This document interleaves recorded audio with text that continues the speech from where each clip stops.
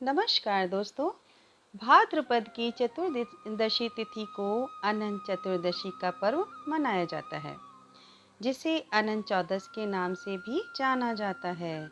इस दिन को भगवान विष्णु का दिन भी मानते हैं और विष्णु भगवान ने सृष्टि की रचना के हेतु 14 लोकों की रचना की थी, जिनके नाम इस प्रकार हैं: तल, अतल, वितल, सुतल, सलातल, रसातल, पाताल, भू, भुव, स्वः, जन, तप, सत्य और माँ।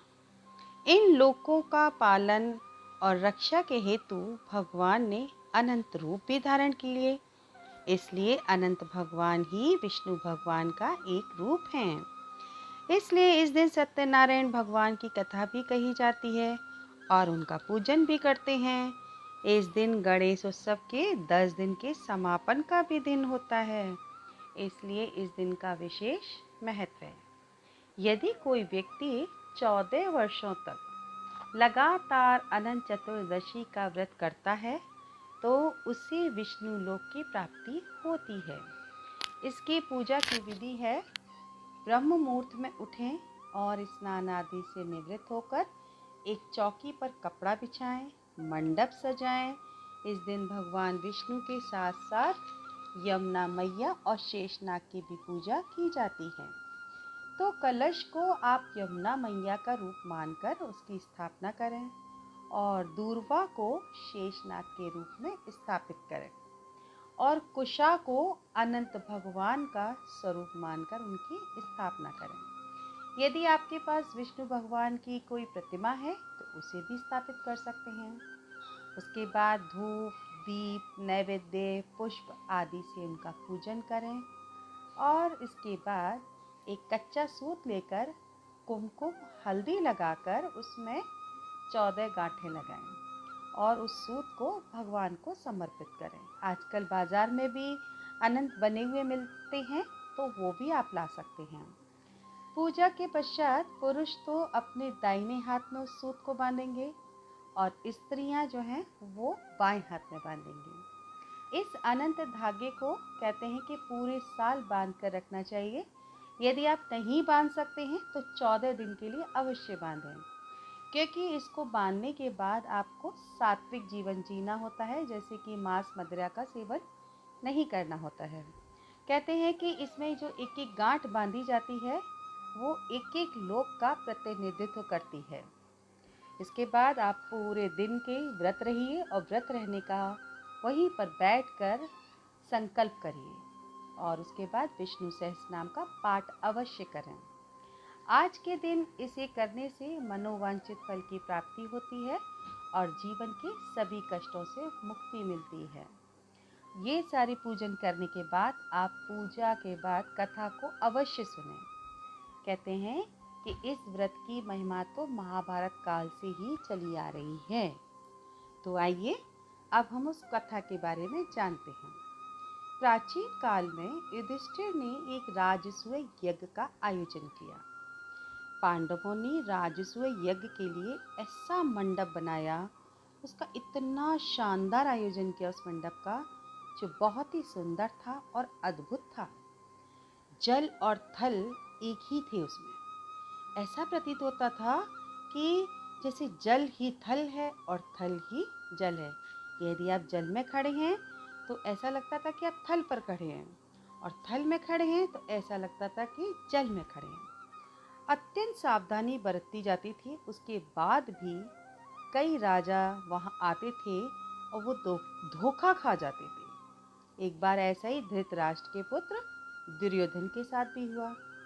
दुर्योधन वहां आए और उन्होंने सोचा कि ये तो थल है और वो जल में भरे तालाब में गिर गए। अब संयोगवश वहां द्रौपदी अपनी दासियों के साथ टहल रही थी। जब उन्होंने जल में गिरे हुए दुर्योधन को देखा तो द्रौपदी बहुत जोर जोर से हंस पड़ी और उन्होंने दुर्योधन का उपहास उड़ाया, मजाक किया। अंधे की संतान अंधी ही होगी। इस ताने को उन्होंने जब मारा तो उसको सुनकर दुर्योधन को बहुत गुस्सा आई। यह बात उसके हृदय में चुभने लगी। इसका बदला पांडवों को धूत कीड़ा में हरा कर के दुर्योधन ने लिया।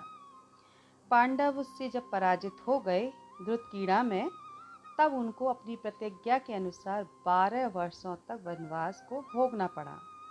जहाँ पांडव कष्टपूर्ण जीवन जी रहे थे, एक दिन भगवान श्री कृष्ण उनसे मिलने के लिए आए।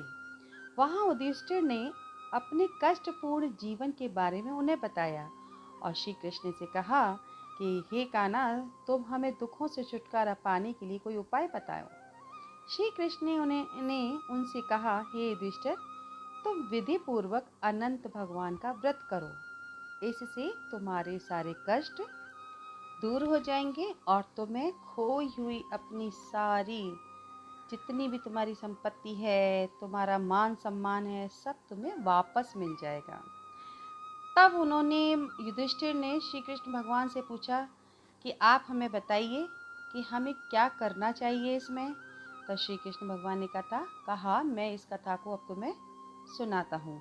यदि कोई व्रत रख रहा है तो उसको तो इस कथा को अवश्य ही सुनना चाहिए। यदि आप व्रत नहीं भी रख रहे हैं तो भी सुनना चाहिए। अब इस कथा को श्री कृष्ण भगवान ने सुनाना शुरू किया। सुमंत नाम के ऋषि के एक परम सुंदरी सुशीला नाम की कन्या थी। उसका विवाह उसने विधि विधान के साथ कौंडिल्य ऋषि के साथ कर दिया।